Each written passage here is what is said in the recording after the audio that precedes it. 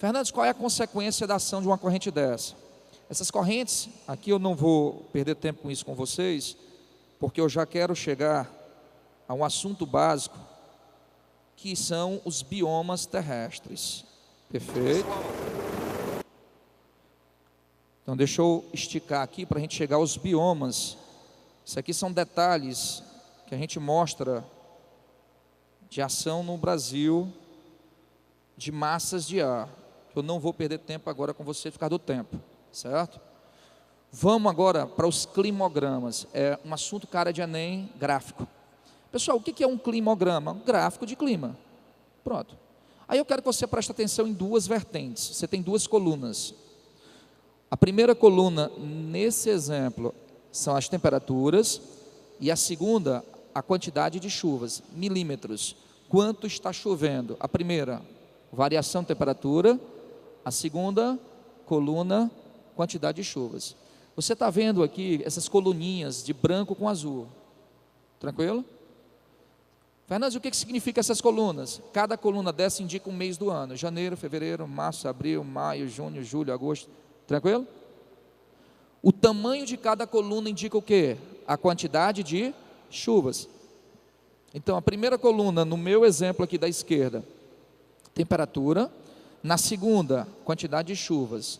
Essas colunas indicam os meses do ano, e o tamanho de cada coluna indica a quantidade de chuvas naquele mês. Certo? Só para um exemplo aqui, o último mês, que é o mês de dezembro, nesse caso aqui, choveu 220 milímetros aproximadamente. Fernandes, e essa linha de vermelho que acabou de surgir? Indica a variação de temperatura ao longo do ano. Ficou claro? Tranquilo? Então vamos começar a brincar assim, ó.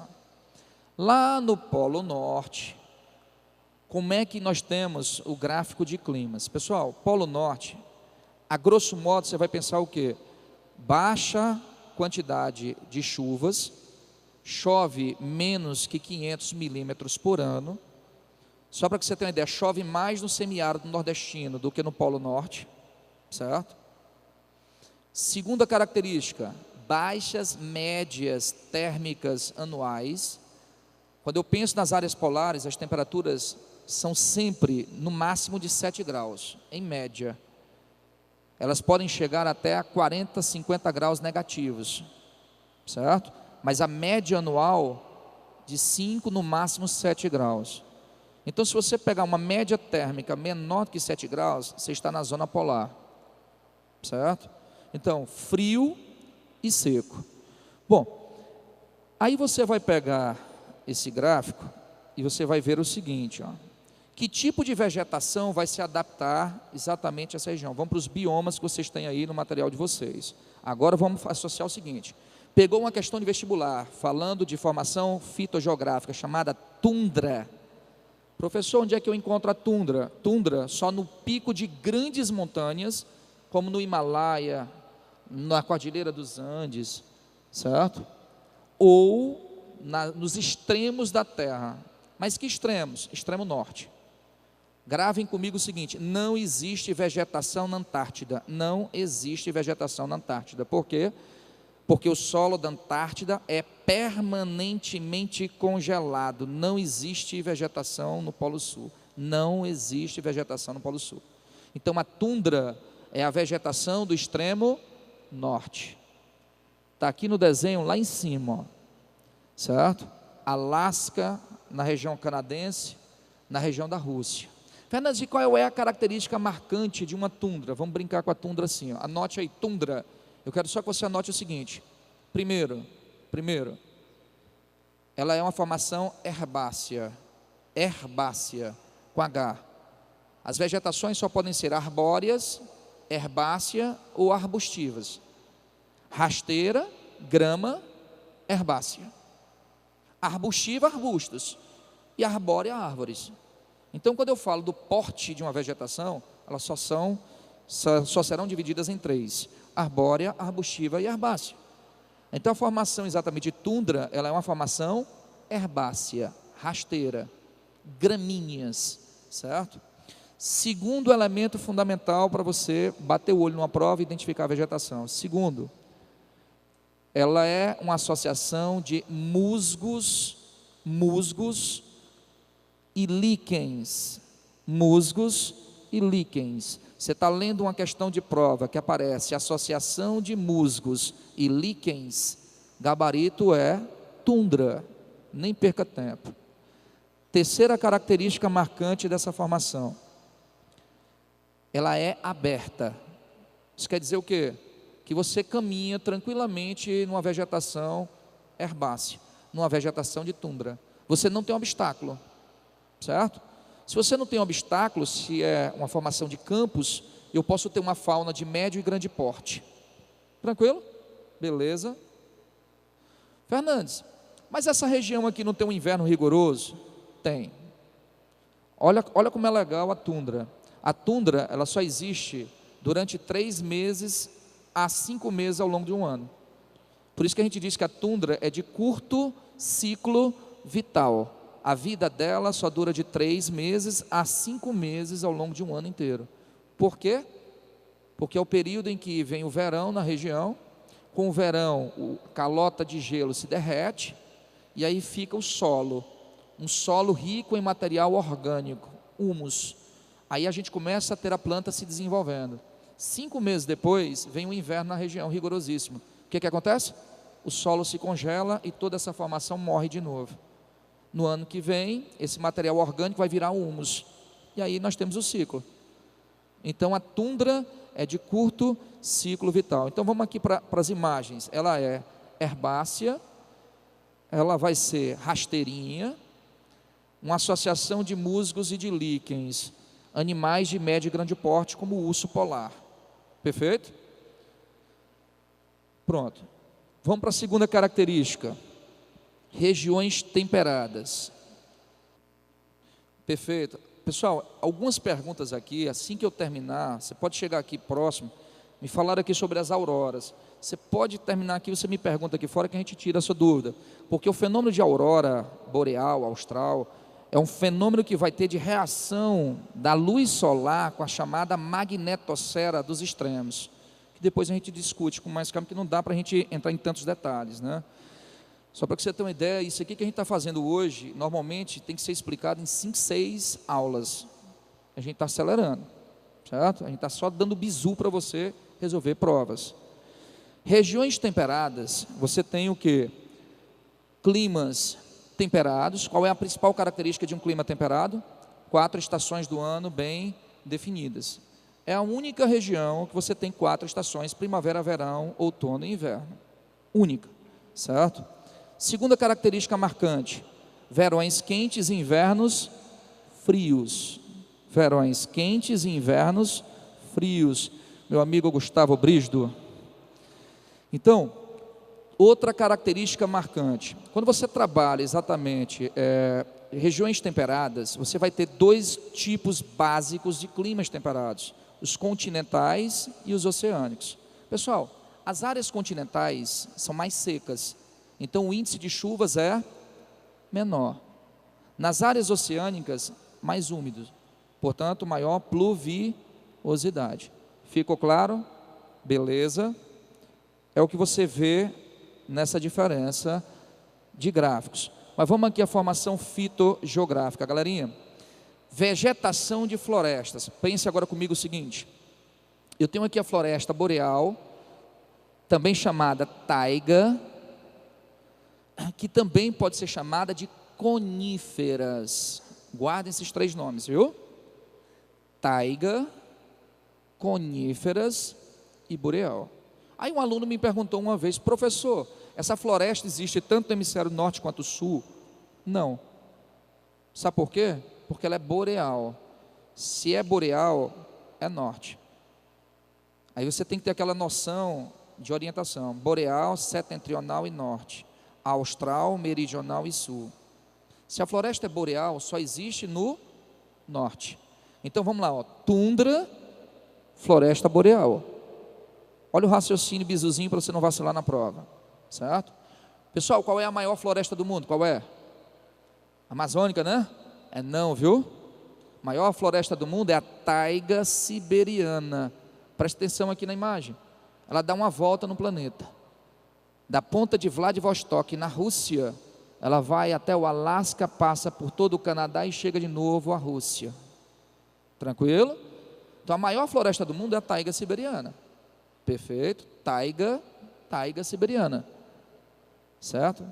Fernandes, quais são as características dessa taiga? Em primeiro lugar, eu quero dizer a vocês o seguinte, que essa floresta vem sendo extremamente degradada. Eu acho engraçado, os países desenvolvidos reclamam tanto, querem inclusive tomar a Amazônia porque está sendo desmatada, mas a taiga deles vem sendo desmatada para a produção de papel e celulose. Perfeito? Então essa floresta tem um intenso processo de degradação. Olha as características dela. Essa daí é a taiga siberiana, Rússia. Aí vamos para cá, ó. Olha as folhas, presta atenção no formato das folhas. São chamadas aciculifoliadas. Aciculifoliadas ou angustifoliadas. Folhas finas e longas no formato de uma agulha. Ah, professor, a samambaia. Perfeito. Certo? São formações aciculifoliadas, finas e longas. Você vai já entender por que tem que ser fina e longa, certo? Segunda característica marcante. Repara aqui que existe um espaço entre uma árvore e a outra. Essa região ela é dominada pelas sequoias gigantes, grandes árvores, né? E existe um espaço entre uma árvore e outra. Portanto, anote a segunda característica, elas são abertas. Aciculifoliadas, abertas. Certo? Segunda característica, abertas. Existe um espaço entre uma árvore e outra. Se existe um espaço, eu posso ter animal de médio e grande porte. Quer ver um outro erro muito claro em provas vestibulares? O aluno bota o seguinte, ó. Floresta amazônica, nós temos uma quantidade de fauna grande ou pequena? Enorme. Animais de médio e grande porte ou de médio e pequeno porte? Médio e pequeno. Você jamais vai encontrar um urso transitando no meio da floresta amazônica. Por quê? Porque ela é fechada, ela é densa.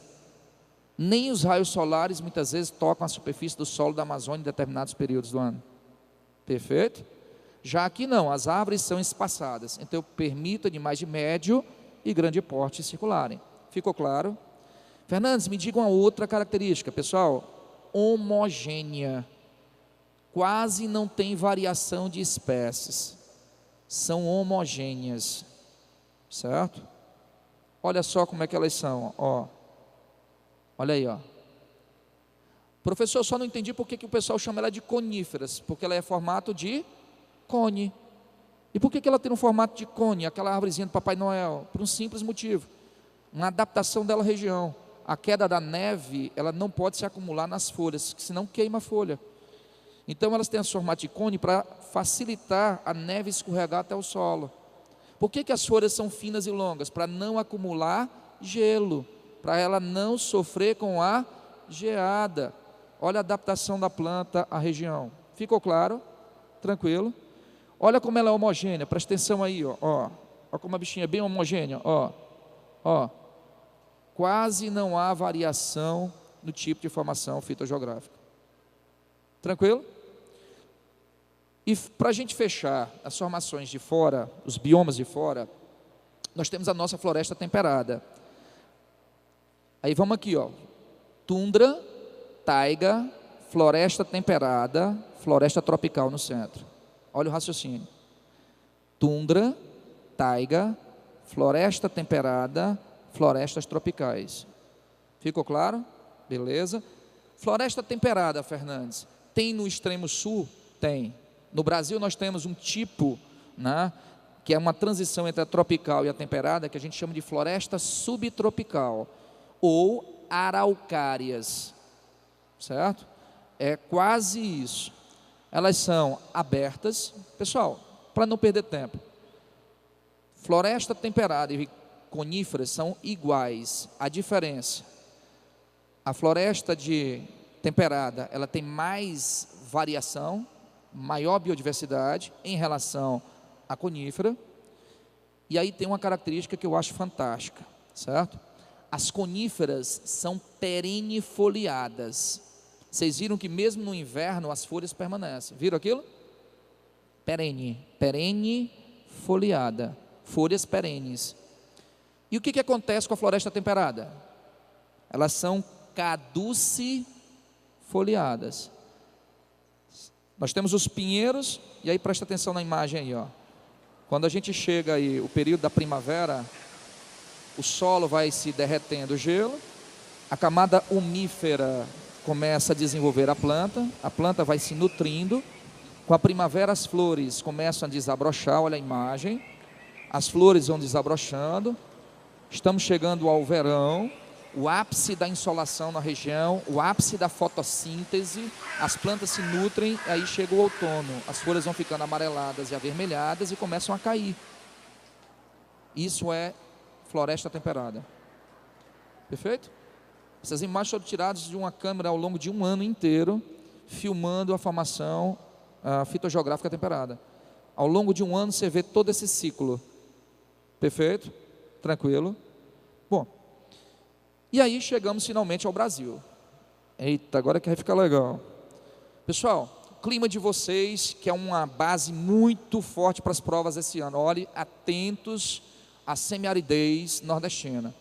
Eu vou rapidamente caracterizar, porque o meu tempo já está acabando. Quando eu falo de um clima semiárido, o que é que eu tenho que ter em mente? Irregularidade de chuvas, baixo índice pluviométrico, ou seja, baixo índice de chuvas. No semiárido chove menos que 750 milímetros ao longo de um ano. Esse é o clima predominante encontrado no Ceará. O estado aqui de vocês é o único estado inserido totalmente no polígono das secas. Perfeito? O único estado totalmente inserido no polígono das secas. Ceará. Certo? Quando eu falo da sub-região sertão, o Ceará está todo dentro dela. Embora não seja todo o Ceará um clima semiárido. Olha como é legal, certo? Mas está totalmente inserido no semiárido. Fernandes, quente, 25, 27 graus de temperatura em média. Aí vem uma outra característica legal. A amplitude térmica diária é altíssima. Eita, professor, quer dizer então que de noite chega a ficar friinho? Fica.